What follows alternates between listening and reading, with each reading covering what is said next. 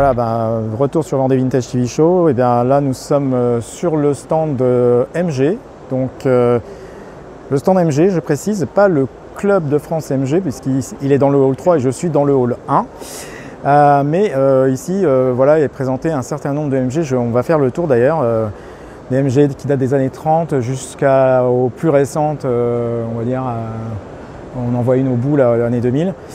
Mais voilà, donc je passe un coucou à tous les propriétaires de MG en Vendée que je rencontrais pour certaines. Et voilà, on va faire un petit tour ensemble. Là ici, on est devant une MG Type J de 1932. Donc effectivement, ce sont des modèles quand même assez rares qu'on n'a pas l'habitude de voir sur nos routes. Je continue encore sur les MG TC 1949. Voilà, ce sont aussi ces modèles assez rares. Là en revanche, j'en ai déjà vu des MGA en Vendée. On en a quelques collectionneurs qui ont ces très beaux exemplaires. La MGB 64, je dirais qu'on ne présente même plus. Que connaît beaucoup de monde. Donc je tourne, je continue. Et puis on va continuer sur les anciennes parce que il y en a une plus récente, mais ça nous intéresse moins. On va continuer sur les MG anciennes. Donc là toujours on figure sur une MG cabriolet, toujours dans la période années 30. Et puis là, on va rentrer dans la compétition. Il faut savoir que la marque anglaise a été engagée à un moment donné en compétition. Donc là, c'est assez drôle, c'est de voir le poste de pilotage qui pourrait paraître quand même assez, je dirais, perfectionné en fait pour l'époque. Donc voilà, on continue à faire le tour.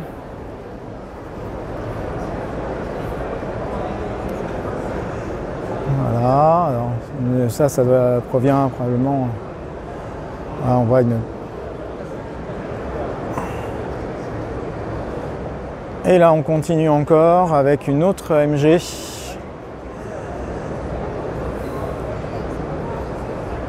Donc là aussi, la MG Old Number One avec un moteur Hodgkins à arbre à cam en tête et une vitesse maximum de 130 km/h. Donc en fait, cette Old Number One date de 1924 et voilà, donc en fait c'est un châssis de Maurice Corley et pour la petite histoire. Et donc elle a été immatriculée, elle a été immatriculée, là je peux vous montrer ici, FC 7900, c'est la plaque d'immatriculation d'origine qui date de 1925 exactement. Donc voilà ce qu'on peut dire sur le rayon. Voilà ce qu'on peut dire sur le stand MG. Je vais continuer un peu parce qu'il y en a encore d'autres là-bas. C'est normal, c'est le centenaire de MG. On va continuer. Alors, on va continuer. Encore une voiture de course. Parce que MG, effectivement, c'est synonyme de voiture sportive.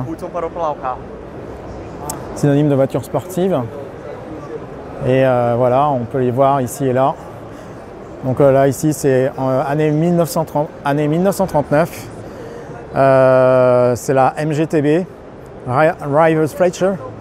Et donc, elle atteignait à l'époque une vitesse de 150 km/h pour 685 kg. Celle-ci, c'est la MGR R-Type, qui est un moteur de 4 cylindres en ligne, 746 cm3, avec arbre à cam en tête, compresseur Shorrock, une boîte présélective Wilson, une puissance de 113 chevaux à 7200 tours minute, donc ça tournait fort, poids de 617 kg pour une vitesse maximum de 200 km/h. Voilà. Et puis on va continuer avec là-bas une autre MG de 1956, alors qui est une MGA 1500 usine.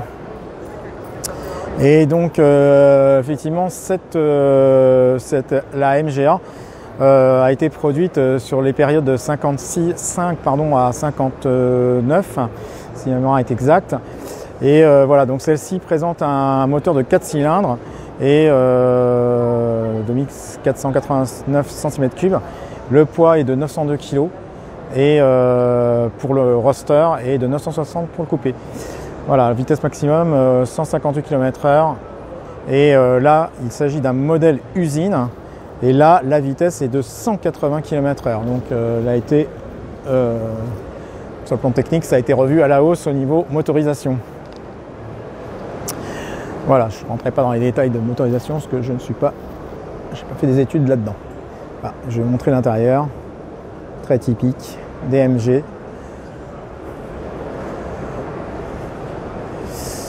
Voilà. Et je vais vous montrer autre chose là tout de suite. C'est une MG coupée en deux. Vous allez voir, c'est assez édifiant. Alors nous voilà devant une MG qui a été coupée en deux.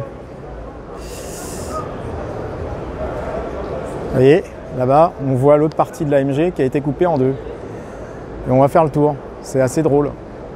Parce que ça permet de voir comment la voiture a été faite. Alors, donc, je vais vous montrer. On va faire un petit tour.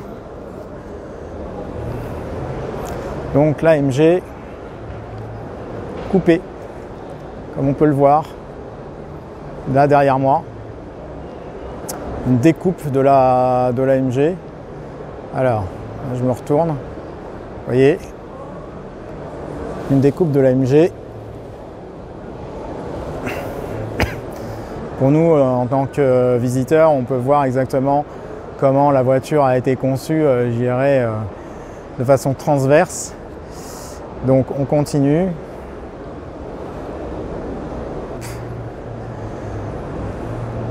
Alors en fait, il faut savoir que ce modèle-là, qui est complètement découpé, est un modèle britannique et qui est apparu lors du salon de Londres en 1965 précisément. Donc c'est assez rigolo parce que ça nous permet de voir vraiment de A à Z comment la voiture a été conçue.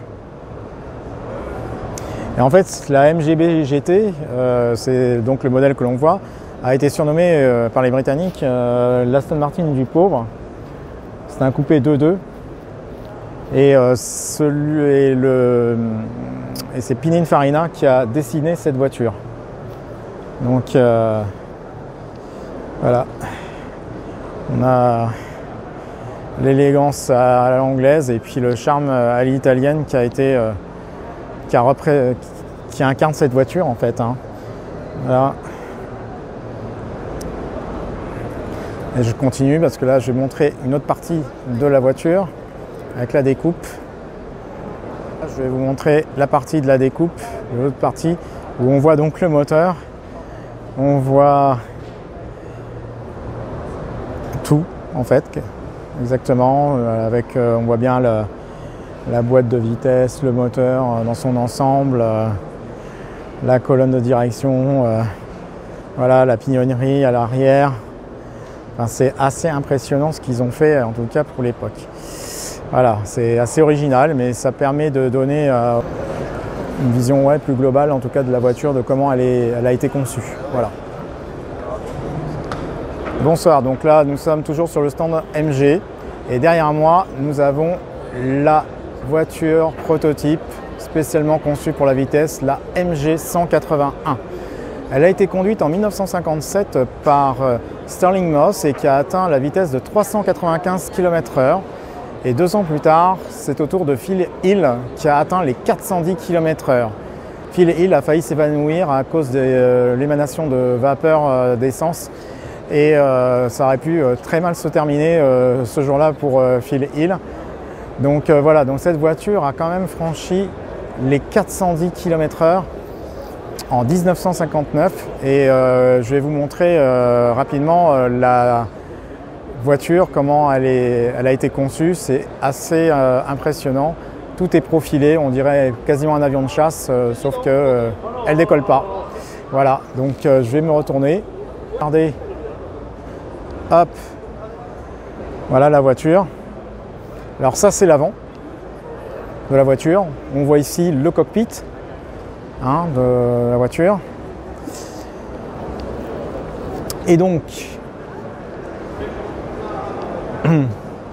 là je fais le tour et vous voyez c'est des toutes petites trous. On se demande, voilà, c'est des petits trous lisses carrément. On le voit. Et donc là on continue à faire le tour. Donc là on dirait presque un avion, un avion de chasse. Là avec une dérive à l'arrière, une dérive fixe. Et là on continue. Et c'est assez impressionnant. Donc voilà, je fais tout le tour parce que franchement elle vaut le détour et que c'est une voiture qui de la fin des années 50 qui a quand même franchi les 410 km/h, c'est quand même pas rien.